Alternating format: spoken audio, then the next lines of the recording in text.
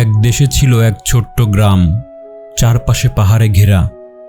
সেই গ্রামে থাকত 24 বছরের এক তরুণ, নাম তার মার্কো। মার্কো ছিল খুব অস্থির মনের ছেলে। তার মাথায় সবসময় নানা রকম চিন্তা ঘুরত। সারাদিন ধরে আসতো যেত হাজারো ভাবনা, আর এই চিন্তাগুলো তাকে ক্লান্ত করে দিত, অস্থির করে তুলত। সে অতীত নিয়ে দুঃখ পেত, ভবিষ্যৎ নিয়ে চিন্তা করত। মনের মধ্যে যেন একটানা ঝড় বইত। তার মনে শান্তি ছিল না, ঘুম আসতো না, এমনকি হাসতেও ভুলে গিয়েছিল সে। একদিন মার্কো শুনল দূরের পাহাড়ের এক গ্রামে এক জ্ঞানী বৃদ্ধ মানুষ থাকেন। লোকেরা বলতো সেই বৃদ্ধ একসময় শহরের বিখ্যাত মনোবিজ্ঞানী ছিলেন। তিনি জীবনে বহু মানুষকে সাহায্য করেছেন, তাদেরকে শিখিয়েছেন কিভাবে মনের ভেতরে শান্তি খুঁজে পেতে হয়। এখন তিনি বৃদ্ধ হয়েছেন, শহরে ব্যস্ত জীবন ছেড়ে দিয়ে প্রকৃতির কাছে এক শান্ত গ্রামে বসবাস শুরু করেছেন। কখনো কখনো কেউ পরামর্শ নিতে এলে তিনি জ্ঞান দিতেন, গল্প করতেন।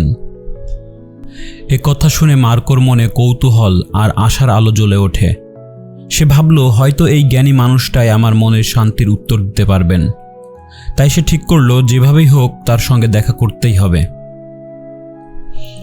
দীর্ঘ আর ক্লান্তিকর যাত্রার পর বহুদিনের পথ হেঁটে অবশ্যই মার্কো পৌঁছালো সেই পাহাড়ি গ্রামে।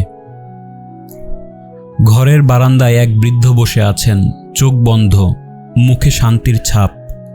মার্কো ধীরে ধীরে তার কাছে গেল এবং নরম কণ্ঠে বলল, দাদু, আমার মন খুবই অস্থির, চিন্তা থামাতে পারি না। আমি মন থেকে শান্তি খুঁজতে চাই, আপনি কি আমাকে সাহায্য করবেন? বৃদ্ধ ধীরে চোখ খুলল এবং শান্ত হাসি দিলেন। বললেন, তুমি শান্তি খুঁজছ? তাহলে আমার সঙ্গে চলো, আমি তোমাকে একটা ছোট্ট কাজ দেব। তিনি মার্কোকে নিয়ে গেলেন নিজের উঠানে। তারপর এক গ্লাস পানি নিলেন এবং সেটি পুরো ভর্তি করে দিলেন, এমনভাবে যে আর এক ফোঁটাও ধরবে না।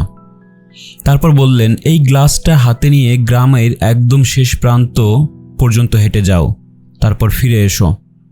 কিন্তু মনে রেখো, এক ফোঁটাও পানি যেন না পড়ে। মার্কো অবাক হয়ে তাকালো, তবু সে চ্যালেঞ্জটা গ্রহণ করলো। সে গ্লাসটা খুব সাবধানে হাতে নিল এবং হাঁটতে শুরু করলো। রাস্তা ছিল সরু আর ব্যস্ত, কেউ হাঁটছে, কেউ দৌড়াচ্ছে, দোকানদাররা ডাকছে, কুকুর ঘেউ ঘেউ করছে।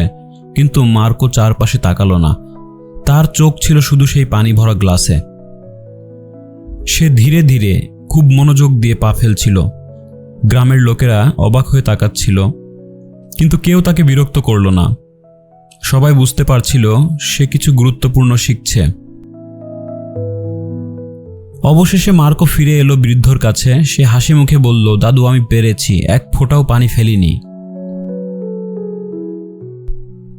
বৃদ্ধ মাথা নাড়লেন আর হাসলেন। তারপর প্রশ্ন করলেন, ভালো হয়েছে, কিন্তু বলো তো, রাস্তার পাশে যারা খেলছিল সেই বাচ্চাগুলোকে কি দেখেছ? কুকুরের ঘেউ ঘেউ শুনেছ?